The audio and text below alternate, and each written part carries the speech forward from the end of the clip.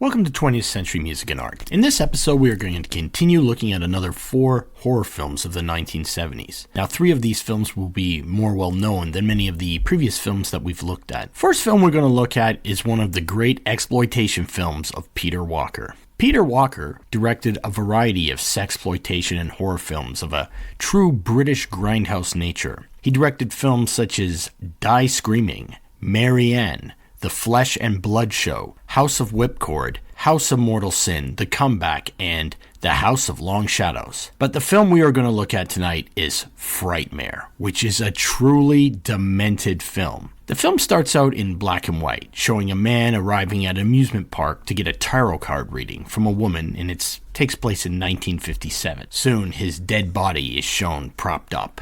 After being found guilty of foul play, Dorothy Yates and her husband Edmund are confined to a mental institution. The man died because Dorothy is a cannibal.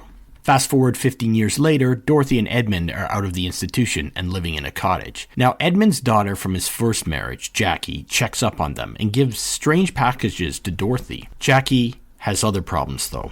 She lives with her half-sister Debbie, who is actually Dorothy's daughter, and who was born just before Dorothy and Edmund were institutionalized. Debbie is out of control and hangs out with a motorcycle gang. One night in a pub, after being refused service for being underage, she gets the bike gang to beat up the bartender after closing up. But Debbie stays back while the rest are making their escape and does something very sinister to the bartender. Jackie starts going out with a psychiatrist named Graham, who takes an interest in Debbie's problems. After interviewing Debbie, Graham decides to investigate the family and learns about the lurid past of Dorothy and Edmund. Edmund was not a cannibal, but helped Dorothy in covering up her tracks after she killed and ate the victims. But now, soon it becomes apparent that Jackie has been delivering Dorothy animal brains to control her violent urges. Dorothy thought they were actual dead body parts. But maybe this substitution has not worked. Bodies disappear at the cottage after tarot card readings, and the bartender body shows up in the trunk of a car. Now maybe Dorothy and Debbie are keeping the same family tradition. Frightmare is a truly fun and grotesque flick. Sheila Keith as the grandmother-like cannibal Dorothy is the stuff of nightmares. The film was released in November of 1974, and critics panned the films as they had and would continue with all of Peter Walker's films. However, his films are quite interesting and again add a British flavor to the 70s grindhouse style and are definitely worth another look at. Lock this door!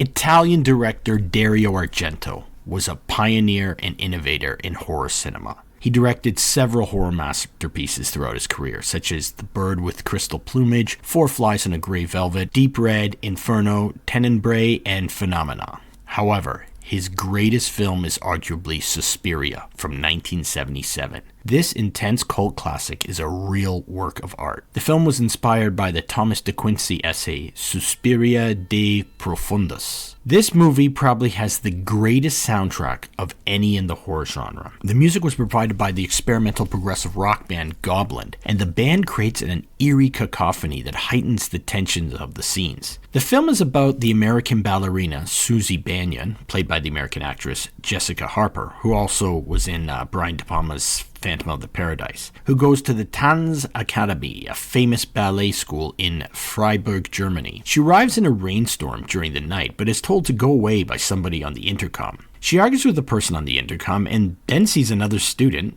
Pat Hingle, run away from the school. Susie ends up staying in town. Pat also goes to town and goes to her friend's apartment.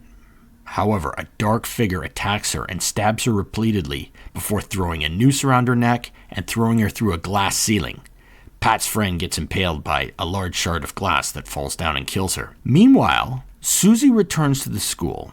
the next day, where she meets the head instructor, Miss Tanner, and the deputy headmistress, Madame Blanc. She gets a roommate who lives in town named Olga, and another girl named Sarah she also meets. Susie becomes really weak during a dance practice and passes out. She ends up having to become a boarder at the school as she recovers. But strange things start happening at the school.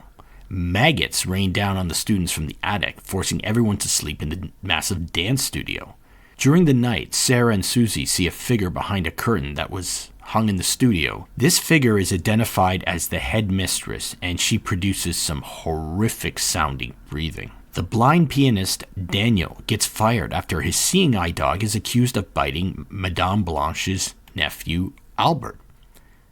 But later that night, in a wide courtyard in town, an invisible force seems to be stalking Daniel and his dog. All of a sudden, the dog attacks Daniel and tears his throat out. Sarah tells Susie that she was the one on the intercom that night Pat disappeared. After looking for Pat's writing and journals, Sarah is chased by a shadowy figure only to meet her fate in one of the most uncomfortable death scenes I've ever seen in a movie. She falls into a pit of razor wire that tangles her up and starts to shred her before someone slices her throat with a knife. This kind of death is a precursor to the style of brutal deaths that would be shown in films like Saw. When Miss Tanner tells Susie that Sarah left the school, she becomes suspicious. After speaking with Sarah's psychiatrist friend Frank Mandel and occult professor Millinus, she learns that the school may in fact be run by witches. Suspiria is a visually magnificent film. Argento uses wide shots of rooms with depth using anamorphic lenses. Furthermore, the filming style focuses on emphasizing the primary colors of the film, especially red, giving the film a dreamlike quality. Argento wanted to give the film the same colors as the original animated Snow White. The film debuted in Italy in February 1977 and in July 1977 in the United States, and was the most successful of Argento's films.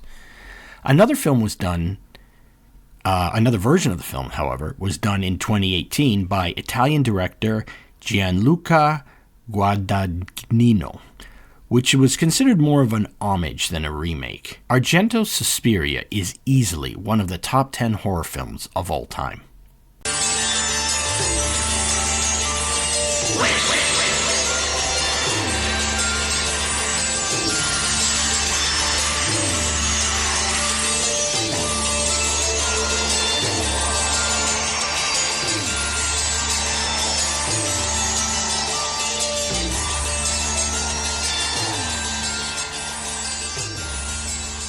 Wait a minute, please.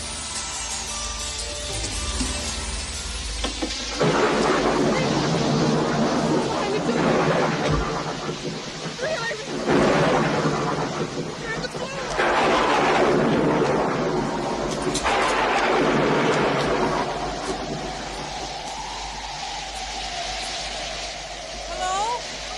Susie Banyan. I just got in from New York.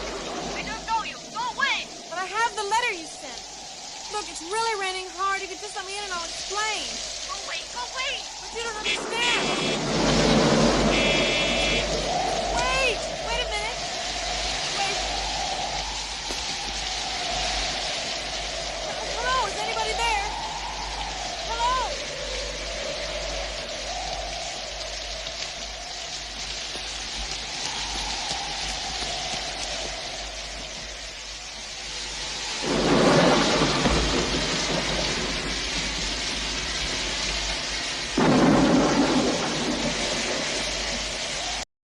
Argento also worked on the film Martin by George A. Romero as an editor. Now, this film Martin has a truly unique spin on the vampire theme and presents the viewer with an ambiguous interpretation of who the protagonist of the film actually is. It was apparently George A. Romero's favorite films of all time, of the ones he directed. It was filmed in 1976 and released in 1977, and takes place and was shot in Braddock, Pennsylvania, a working-class suburb in Pittsburgh. The decaying industrial landscape creates a bleak and realistic tone to the film. The title character, Martin, appears to be a confused, dim, and alienated young man. On a train from Indianapolis to Pittsburgh, Martin breaks into a woman's cabin. He takes out a syringe, stabs the girl in the arm. He wrestles her around the cabin and demands that she goes to sleep, promising not to hurt her. Eventually, she does pass out because Martin had narcotics in the syringe.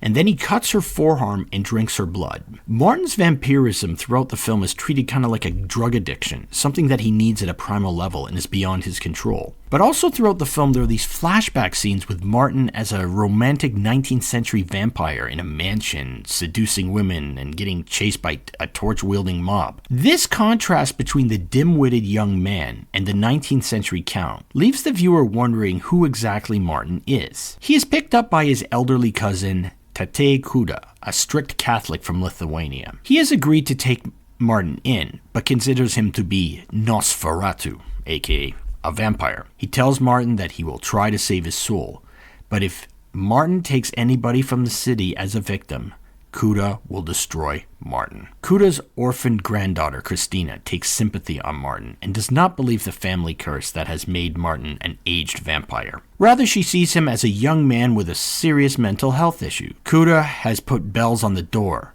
so that Martin cannot sneak out and get victims. Martin defies Kuda. He sticks a crucifix on his own face and bites into garlic and claims that Kuda's beliefs are just pure fantasy. But Martin's urges get the best of him, and he scopes out a home where a young wife's husband will be out of town, and he figures this out by knocking on the door and pretending to be deaf and in need of money. When Martin returns later that night, he opens the garage with an opener that he buys from the store. But he finds his chosen victim to be with another man. An intense fight and chase happens after Martin stabs the man with the hypodermic needle. The woman does not want to phone 911 as she does not want her husband to find out that she is having an affair.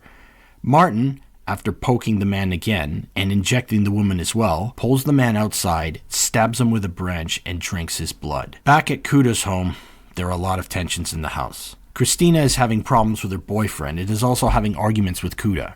After Martin gets a phone in his room, he calls a local DJ claiming to be a vampire and starts becoming known on the airwaves as The Count. Martin works at Kuda's store, but after delivering groceries to a married woman who is neglected by her husband, he starts doing jobs for her. Her flirting scares him at first, but eventually he becomes her lover, which seems to temporarily subdue his desire for blood. After an attempted exorcism by a local priest, Martin frightens Kuda by dressing up like Dracula with fake fangs and a black cape, before bursting out in hysterical laughter. But Martin's desire for blood cannot be kept at bay. This film is brilliant in its interpretation of the vampire theme and the ambiguity about whether Martin is an 84-year-old vampire or a mentally disturbed young man. The decaying 1970s urban landscape creates a depressing atmosphere to the film. George A. Romero plays an easygoing priest who does not quite understand Kuda's point of view on evil. I highly recommend this George A. Romero classic.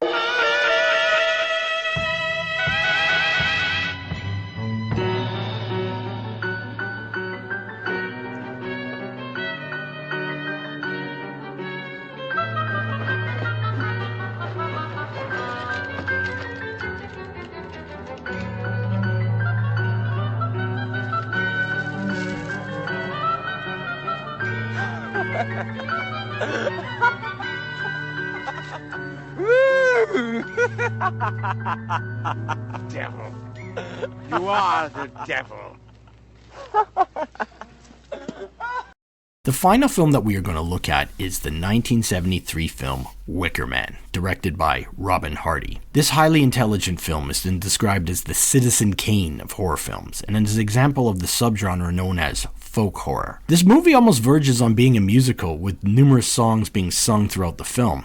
The film is about Sergeant Howe, a highly religious police officer from the Scottish mainland, who comes to an isolated island in the Hebrides to investigate the disappearance of a young girl named Rowan Morrison. Howe is played by English actor Edward Woodward, best known for the film Breaker Morant and playing the TV character The Equalizer in the original 80s version. He had received an anonymous letter informing him of this disappearance. When he arrives by seaplane, he encounters a strange community on this island. The people of the island deny that Rowan existed and seem to be playing a game of deception, and their beliefs are the polar opposite of Howe's puritanical ones. When Hal asks for a room at the local inn, the landlord asks his daughter Willow, played by Swedish actress Britt Ekland, to show Hal to his room. This announcement caused the pub patrons to break out in a musical number describing Willow's rather loose sexual nature. The sexual open ethics of the island's inhabitants are everywhere. They openly have sex in fields, and the children learn about the phallic symbolism of the maypole. The inhabitants do not worship the Christian god, but rather ancient pagan Celtic gods. Each year they select a virginal young girl to be the May Queen in their annual harvest festival. Hal notices that the most recent photo of the Harvest Queen is not on the wall of the pub. The landlord tells him that it is broken. Maybe this was Rowan Morrison. After investigating the local school, Hal finds Rowan Morrison's name in the registry. The school teacher shows him the grave where she is buried. He has to get permission from the island's leader, Lord Summerisle, played by a very big-haired Christopher Lee. Summerisle's grandfather was an English scientist specializing in plant production. His father was able to develop strains of fruits and vegetables that could thrive in the harsh Scottish environment. He convinced the locals that if they worshipped the pagan gods and performed the rituals, they would have bountiful harvests.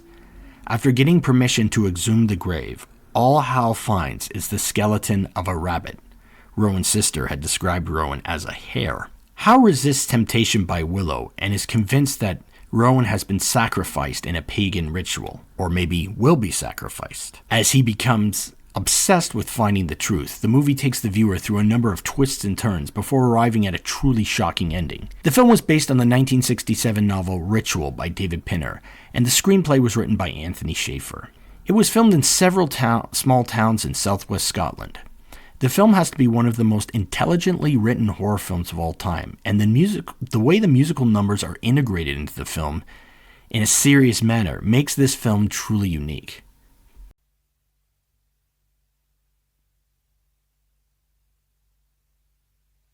He's asleep. I don't like to use it on him, really. The lad said we're to take no chances, didn't he? I know, but with a hand of glory, there's no telling when you wake. He might sleep for days. All the better. Shh. We don't want him butting in. Go on, light it up.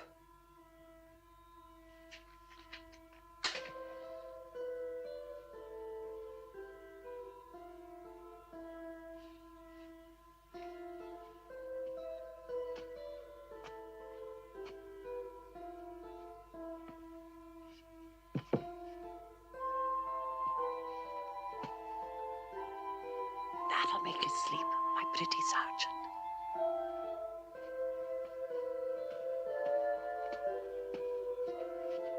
I'm away to change. We can't do without punch. You best get on ahead. They've given you girls 5 minutes start, haven't they? Goodbye.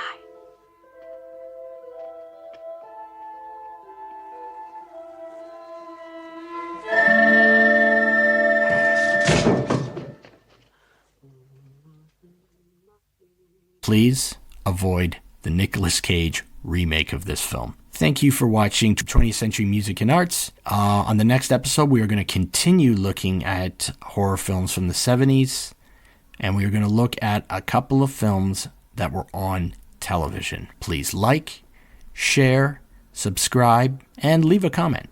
Have you seen any of these movies? If you have, what did you think of them? Thank you.